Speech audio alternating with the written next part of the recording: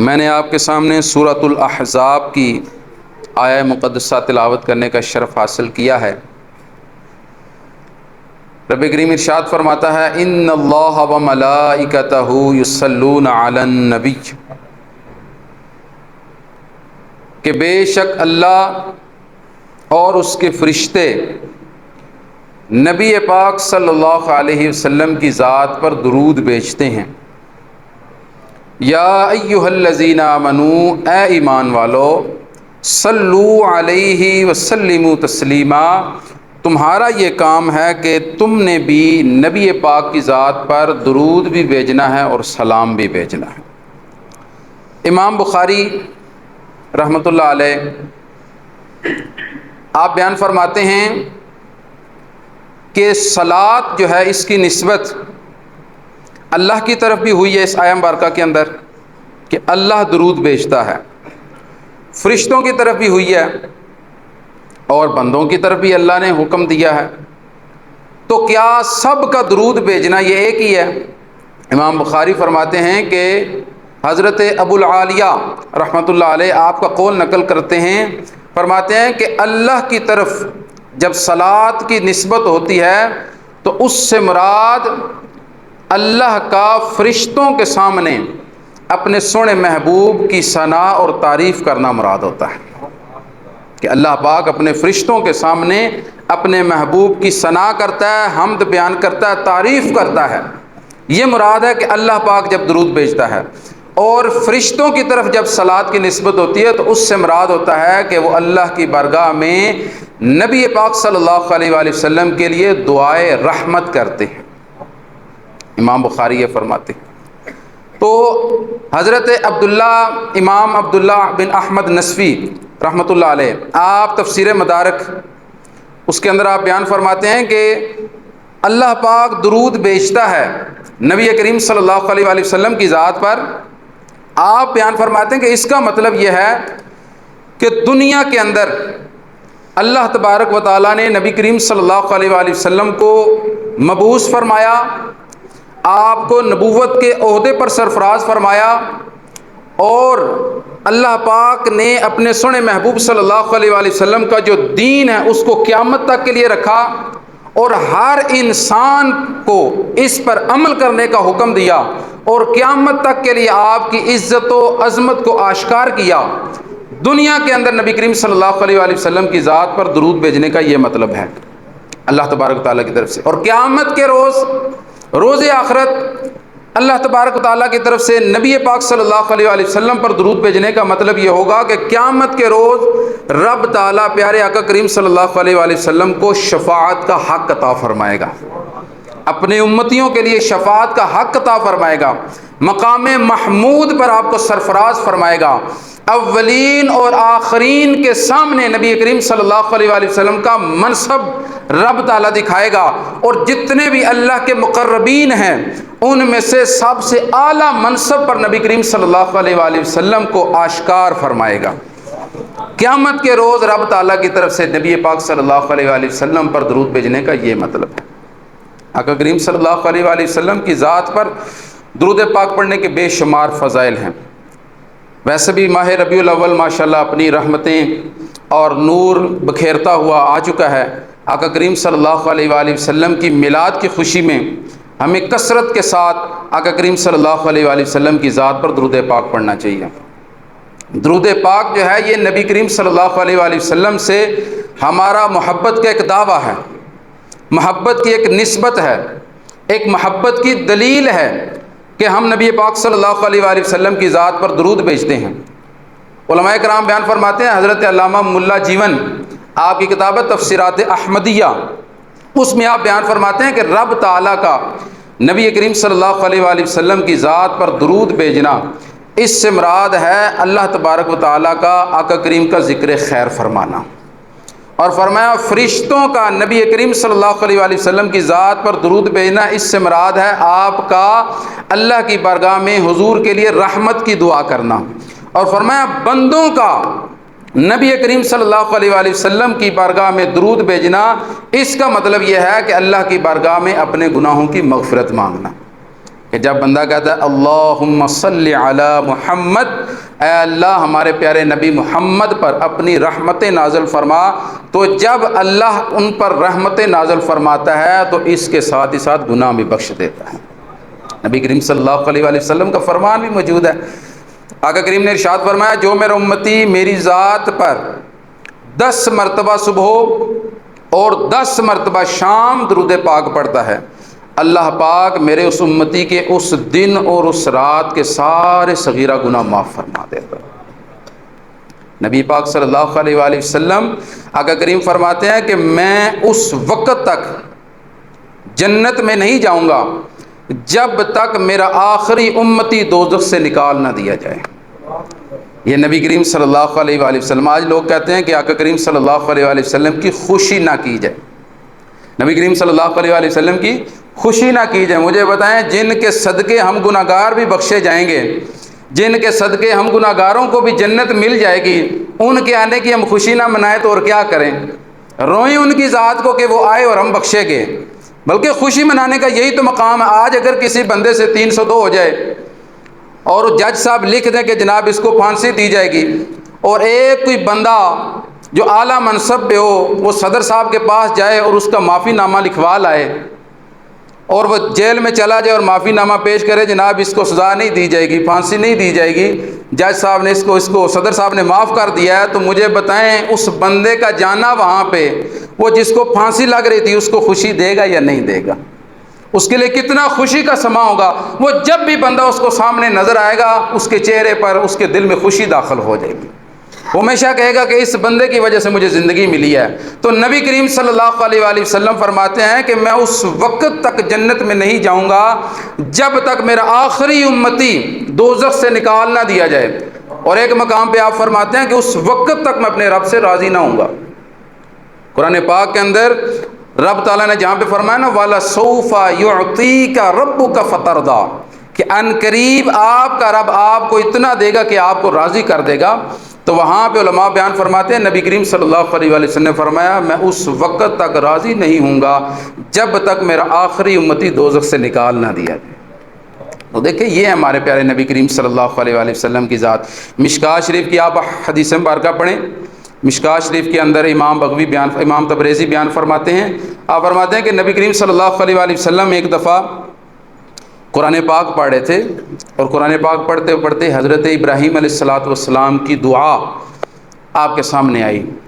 ربی انہن اضللن کثیرا من الناس فما تبعنی فانہ منی ومن عصانی فانک غفور الرحیم۔ قرآن پاک پڑھتے ہوئے نبی کریم صلی اللہ علیہ وآلہ وسلم حضرت ابراہیم علیہ السلام کی دعا پڑھتے ہیں، وہ کہتے ہیں یا رب العالمین ان بتوں نے اور ان بتوں کے پجاریوں نے میری امت کو گمراہ کر دیا ہے، یا رب کریم ان کو بتوں نے گمراہ کر دیا ہے، فمن تبعنی اب ان میں سے جو میری اتباع کرے میری فرما برداری کرے فإنہ منی وہ میرے ساتھ ہے، ومن عصانی اور جو میری نافرمانی کرے فإنک غفور الرحیم بے شک تو بڑا غفور الرحیم ہے۔ نبی کریم صلی اللہ علیہ وآلہ وسلم نے حضرت ابراہیم کی یہ دعا پڑھی۔ پھر آپ آگے پڑھتے ہیں تو حضرت عیسیٰ علیہ السلام کی دعا آتی ہے، آپ فرماتے ہیں یا رب العالمین تو اگر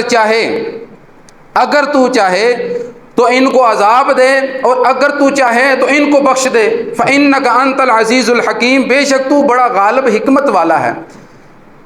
آقا کریم صلی اللہ علیہ وآلہ وسلم جب حضرت ابراہیم کی دعا پڑھتے ہیں کہ جو ان کے ماننے والے ہیں ان کے بارے میں کہتے ہیں کہ یہ میرے بندے ہیں، اور جو ان کی اتباع نہیں کرتے کہتے ہیں یا رب العالمین تو جانے تیرے بندے جانے۔ حضرت عیسیٰ علیہ السلام کی دعا پڑھتے ہیں، وہ کہتے ہیں کہ جو میری اتباع کرتے ہیں یا رب العالمین یہ تیرے بندے ہیں، ٹھیک ہے، اور جو میری نافرمانی کرتے ہیں میرے اور تیرے رستے پر نہیں چلتے اب تو جانے اور یہ جانے۔ نبی کریم صلی اللہ علیہ وآلہ وسلم نے جب یہ دونوں دعائیں پڑھی نا تو آقا کریم صلی اللہ علیہ وآلہ وسلم رونا شروع ہو گئے۔ میں کہہ رہا ہوں کہ ہمیں حضور کی میلاد کی خوشی منانی چاہیے یا نہیں، اس کے اوپر میں آپ کو بات سنا رہا ہوں۔ حدیث مبارکہ نبی کریم صلی اللہ علیہ وآلہ وسلم رونا شروع ہو گئے، اور آپ نے ہاتھ اٹھا لیے کہ حضرت ابراہیم نے بھی دعا کی ہے، حضرت عیسیٰ نے بھی دعا کی ہے، لیکن انہوں نے صرف اپنے نیکوکار امتیوں کے لیے کی ہے۔ گناہگاروں کو یا رب العالمین تیرے حوالے کر دیا ہے۔ حضور نے ہاتھ اٹھا لیا، حضور نے دعا فرمائی اللہم امتی امتی، یا رب العالمین میری امت کی دو کیٹیگری نہیں ہے، میری امت کے نیکوکار میں اپنے ساتھ نہیں لوں گا، گناہگاروں کو تیرے حوالے نہیں کروں گا۔ اللہم امتی امتی، یا رب کریم میری ساری امت، میری ساری امت۔ حدیث مبارکہ میں آتا ہے کہ رب العالمین سب کچھ جانتا ہے، دلوں کے حالات بھی جانتا ہے، وہ سب جانتا ہے حضور کیوں ہاتھ اٹھائے ہوئے ہیں، حضور کیوں رو رہے ہیں۔ رب العالمین نے حضرت جبرائیل علیہ السلام کو حکم دیا جاؤ ذرا محبوب سے پوچھ کے آؤ آپ کیوں رو رہے ہیں۔ حضرت جبرائیل علیہ السلام آئے، حضرت جبرائیل نے کہا یا رسول اللہ، اللہ پاک سب جانتا ہے لیکن اللہ پاک پوچھتا ہے کہ محبوب سے پوچھ کے آؤ کیوں رو رہے ہیں۔ نبی کریم صلی اللہ علیہ وآلہ وسلم نے اپنے دل کا حال سنایا، اپنی غمخوار امت کا غم بیان کیا، اور حضرت جبرائیل علیہ السلام چلے گئے، اللہ کی بارگاہ میں جاتے ہیں اور کہتے ہیں یا رب العالمین تیرا سونا محبوب اپنی امت کے لیے پریشان ہے، تیرا سونا محبوب اس کو اور کوئی پریشانی نہیں ہے، اس کو اپنی آخرت کی فکر نہیں ہے، اس کو دنیا کی کوئی ٹینشن نہیں ہے، اس کو صرف اور صرف فکر ہے تو اپنی امت کی آخرت کی فکر ہے۔ تو رب العالمین نے فرمایا جبرائیل جاؤ میرے سونے محبوب کو بتاؤ انا سنردیک فی امتک ولا نسوءک، انشاءاللہ ان قریب ہم آپ کی امت کے بارے میں وہ فیصلہ فرمائیں گے جس سے آپ راضی ہو جائیں گے، اور آپ کے قلب کا جو رنج ہے نا اس کو ہم دور فرما دیں گے۔ اور اسی لیے اللہ حضرت فرماتے ہیں خدا کی رضا چاہتے ہیں دو عالم، خدا کی رضا چاہتے ہیں دو عالم، خدا چاہتا ہے رضائے محمد۔ رب تعالیٰ چاہتا ہے کہ میرا سونا محبوب راضی ہو جائے۔ آقا کریم صلی اللہ علیہ وآلہ وسلم، اسی لیے تو اللہ حضرت دوسرے مقام پہ فرماتے ہیں پیش حق مجدہ شفاعت کا سناتے جائیں گے، پیش حق اللہ کی بارگاہ میں مجدہ شفاعت کا سناتے جائیں گے، آپ روتے جائیں گے ہم کو ہنساتے جائیں گے۔ تو نبی کریم صلی اللہ علیہ وآلہ وسلم، آقا کریم صلی اللہ علیہ وآلہ وسلم کے حدیث مبارکہ ابو داؤد شریف کے اندر امام ابو داؤد بیان فرماتے ہیں، آپ فرماتے ہیں نبی کریم نے فرمایا کہ شفاعتی لأہل الکبائر من امتی، میری شفاعت میری امت کے نیکوکار لوگوں کے لیے نہیں ہے بلکہ میری شفاعت میری امت کے گناہ گاروں کے لیے ہوگی، اور چھوٹے گناہ کرنے والے صغیرہ گناہ کرنے والوں کے لیے نہیں ہے بلکہ میری شفاعت کل قیامت کے روز میری امت کے بڑے بڑے گناہ گاروں کے لیے ہوگی، جو بڑے کبیرہ گناہ کرنے والے ہوں گے۔ مجھے بتائیں آج ان کے آنے کی ہم خوشی نہ منائیں، ان کے آنے کے اوپر میلاد کی خوشی نہ منائیں، حضور صلی اللہ علیہ وآلہ وسلم کی خوشی میں ہم جھنڈے بھی نہ لگائیں، جھنڈیاں بھی نہ لگائیں، لائٹیں بھی نہ لگائیں۔ میرے بیٹے کی زندگی میں ایک دفعہ شادی ہوتی ہے تو ہم لائٹیں لگا دیتے ہیں، 2-3 لاکھ کی کوٹھی پہ لائٹنگ ہو جاتی ہے، اور نبی کریم صلی اللہ علیہ وآلہ وسلم کا میلاد ہے اس کی خوشی بھی نہ ہم منائیں، جہاں پہ سارے نبی کہیں یا رب العالمین نیک جو ہیں وہ میرے پیچھے ہیں، گناہگار کے بارے میں ہم نہیں بات کرتے، تو جانے تیرے اور تیرے بندے جانے۔ اور ہمارے نبی فرمائیں کہ میری شفاعت ہے ہی میری امت کے بڑے بڑے گناہگاروں کے لیے، اور وہاں پہ امت کے گناہگار آپ بھی بھول جائیں نبی کریم صلی اللہ علیہ وآلہ وسلم کو، تو اس لیے نبی کریم صلی اللہ علیہ وآلہ وسلم کی ذات کی آمد کی خوشی منائیں، کیونکہ ہمارے لیے نبی کریم صلی اللہ علیہ وآلہ وسلم سے بڑھ کر کوئی نعمت نہیں ہے اس کائنات کے اندر۔ دنیا کے بڑے بڑے رشتے ہیں، بڑے بڑے رشتے ہیں، ہر طرح کے رشتے ہیں آپ جانتے ہیں، لیکن ہر رشتہ اپنی جگہ پہ۔ النبی اولا بالمؤمنین من انفسہم، جو نبی کا اپنی امتی کے ساتھ رشتہ ہے نا، رب تعالیٰ فرماتا ہے نبی اپنی امتیوں سے ان کی جانوں سے بھی زیادہ قریب ہے۔ ہمارے نبی کریم صلی اللہ علیہ وآلہ وسلم سے ہمارا یہ رشتہ ہے، کثرت کے ساتھ آقا کریم صلی اللہ علیہ وآلہ وسلم کی ذات پر درود پڑھیں۔ جن لوگوں نے درود پڑھا ہے ان کی بڑی شانیں ہیں،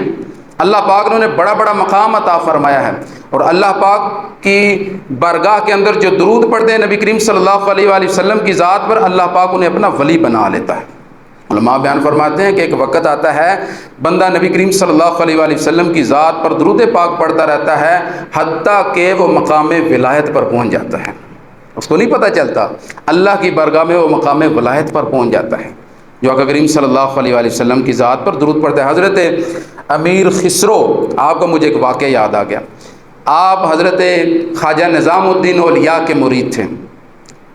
حضرت امیر خسرو ایک ربائی لکھ کے لائے خواجہ صاحب کے پاس، حضور صلی اللہ علیہ وآلہ وسلم کی نعت لکھی، ربائی لکھی، آپ نے ربائی کو پڑھا، آپ نے کہا کہ خسرو تو نے ربائی تو بڑی اچھی لکھی ہے، لیکن جو شیخ سعدی نے ربائی لکھی ہے نا اس کی کیا ہی بات ہے۔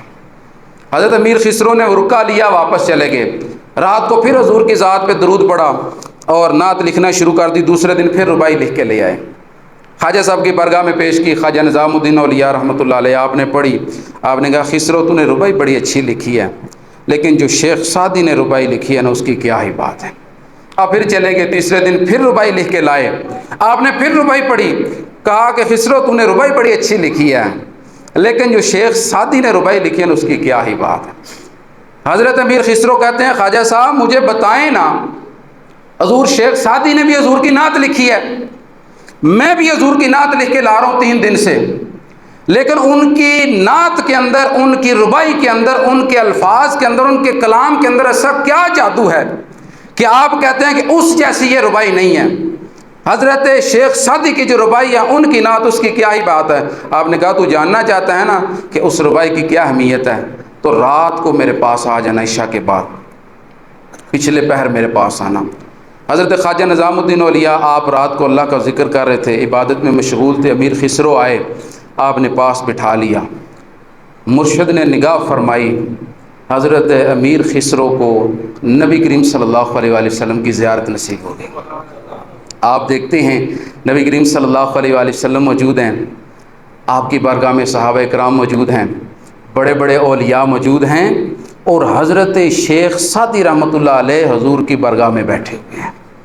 اور حضور صلی اللہ علیہ وآلہ وسلم فرماتے ہیں سعدی ذرا وہ اپنی ربائی تو مجھے سناؤ۔ بلغ العلا بکمالہ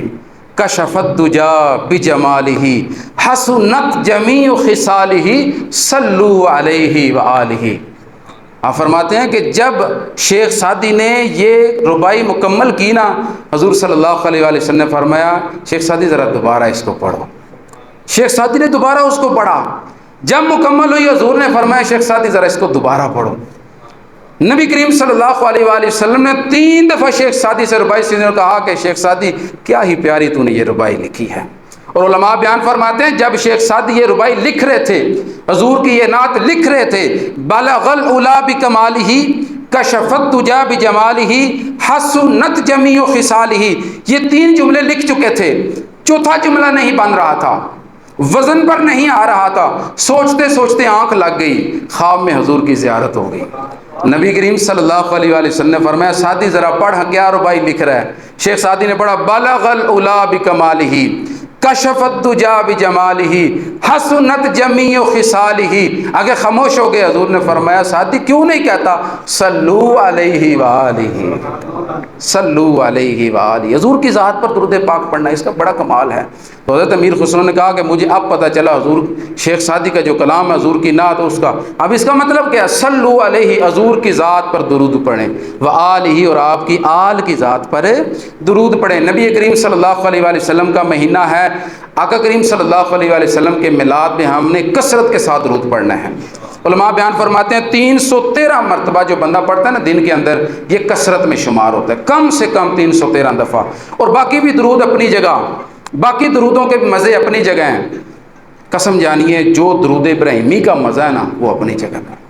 ایسے ہی تو نہیں نا نماز کے اندر اس درود کو رکھ دیا گیا، چھوٹے بھی درود ہیں، بڑے بھی درود تاج بھی ہیں، ٹھیک ہے، دلائل الخیرات بڑے بڑے بڑے درود لکھے ہوئے ہیں، لیکن درود ابراہیمی کا جو مزہ ہے نا، پڑھنا تھوڑا ہوتا ہے، وقت زیادہ لگتا ہے، لیکن اس کی چاشنی، اس کا لطف، اس کا اپنا مزہ ہے۔ تو نبی کریم صلی اللہ علیہ وآلہ وسلم کی بارگاہ میں اگر آپ ان کی میلاد کی خوشی منانا چاہتے ہیں تو محفل بھی سجائیں، حضور کا لنگر بھی پکائیں، حضور کا لنگر بھی کھائیں،